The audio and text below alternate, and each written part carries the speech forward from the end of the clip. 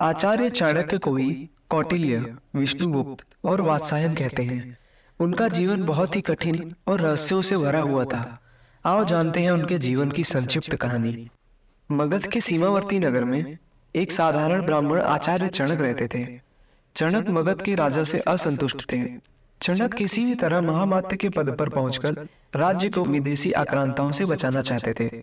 इसके लिए उन्होंने अपने मित्र अमात्य सप्तार से मंत्रणा कर धनानंद को उखाड़ फेंकने की योजना बनाई। लेकिन गुप्तचर के द्वारा महामात्य राक्षस और कात्यायन को इस षड्यंत्र का पता लग गया। उसने मगध सम्राट धनानंद को इस षड्यंत्र की जानकारी दी।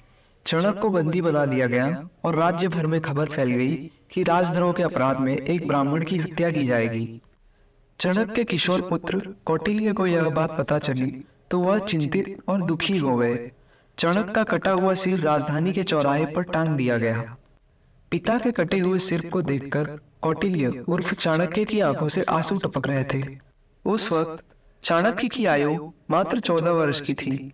रात के अंधेरे में उसने बांस पर टंगे अपने पिता के सिर को धीरे धीरे नीचे उतारा और एक कपड़े में लपेटकर चला गया। अकेले पुत्र ने पिता का दाह संस्कार किया। तब कौटिल्य ने गंगा का जल हाथ में लेकर शपथ ली, हे गंगे, जब तक हत्यारे धनानंद से अपने पिता की हत्या का प्रतिशोध नहीं लूंगा तब तक पकाई हुई कोई वस्तु नहीं खाऊंगा। जब तक महामात्य के रक्त से अपने बाल नहीं रंग लूंगा तब तक यह शिखा खुली ही रखूंगा। मेरे पिता का तर्पण तभी पूर्ण होगा जब तक कि हत्यारे धनानंद का रक्त पिता की राख पर नहीं चढ़ेगा। हे यमराज, धनानंद का नाम तुम अपनी लेख से काट दो। उसकी मृत्यु का लेख अब मैं ही लिखूंगा।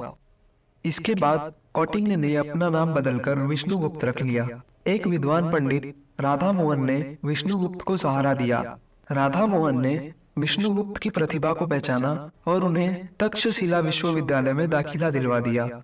यह विष्णुगुप्त अर्थात चाणक्य के जीवन की एक नई शुरुआत थी। तक्षशिला में चाणक्य ने न केवल छात्र, कुलपति और बड़े बड़े विद्वानों को अपनी ओर आकर्षित किया, बल्कि उसने पड़ोसी राज्य के राजा पोरस से भी अपना परिचय बढ़ा लिया। सिकंदर के आक्रमण के समय चाणक्य ने पोरस का साथ दिया। सिकंदर की हार और तक्षशिला पर सिकंदर के प्रवेश के बाद विष्णुगुप्त अपने गृह प्रदेश मगध चले गए। उन्होंने विष्णुगुप्त नाम से सक्टार से मुलाकात की।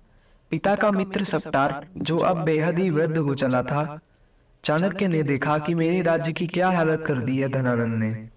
उधर विदेशियों का आक्रमण बढ़ता जा रहा है और इधर ये दुष्ट राजा नृत्य, मदिरा और हिंसा में डूबा हुआ है। एक बार चाणक्य बड़ी सभा में पहुंच गए। चाणक्य ने उस दरबार में क्रोधवशी अपना परिचय तक्षशिला के आचार्य के रूप में दिया और राज्य के प्रति अपनी चिंता व्यक्त की। उन्होंने यूनानी आक्रमण की बात भी बताई और शंका जाहिर की कि यूनानी हमारे राज्य पर भी आक्रमण करने वाला है। इस दौरान उन्होंने राजा धनानंद को खूब खरी खोटी सुनाई और कहा कि मेरे राज्य को बचा लो महाराज। लेकिन भरी सभा में आचार्य चाणक्य का अपमान हुआ, उपहास उड़ाया गया।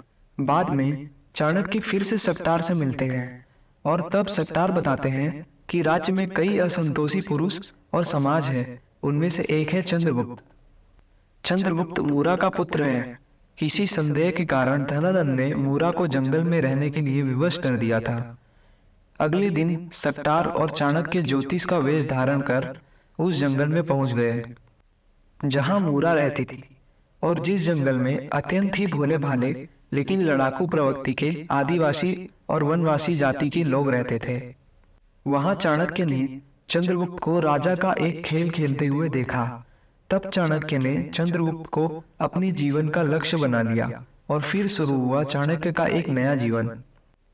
कौटिल्य उर्फ विष्णुगुप्त अर्थात चणक पुत्र चाणक्य ने तब चंद्रगुप्त को शिक्षा और दीक्षा देने के साथ ही भील, आदिवासी और वनवासियों को मिलाकर एक सेना तैयार की और धनानंद के साम्राज्य को उखाड़ फेंककर चंद्रगुप्त को मगध का सम्राट बनाया।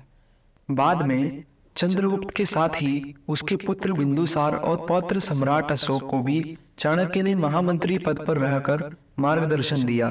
तो दोस्तों, ये थी आचार्य चाणक्य के जीवन की कहानी। वीडियो आपको कैसी लगी कमेंट करके जरूर बताएं और लाइक जरूर कर दीजिएगा और चैनल को सब्सक्राइब करके बेल आइकन को जरूर प्रेस कर दीजिएगा।